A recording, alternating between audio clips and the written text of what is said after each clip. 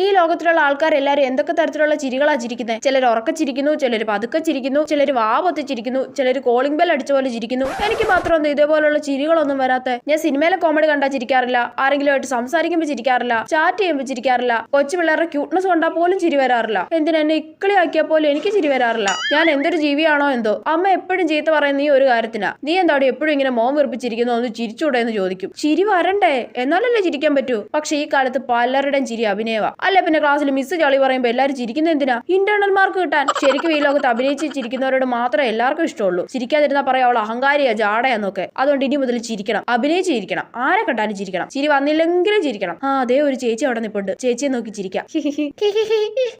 ചേച്ചി തിരിച്ചു ചിരിച്ചു. ഓ, അപ്പൊ ഇങ്ങനെയാണല്ലേ ആളുകളോട് ഇടപഴകേണ്ടത്. മോൾ എവിടെ ഇറങ്ങാനാ? ഞാൻ കോഴിമുക്ക് സ്റ്റേഷനിലാ. ഓ, കോഴിമുക്കിലാണോ? എന്നാ ഒന്ന് എണീക്കോ മോളെ, ചേച്ചി കുറച്ച് സമയം ഇരുന്നോട്ടെ പ്ലീസ്. ഷടാ, ചിരിക്കാതിരുന്നാ മതിയായിരുന്നു.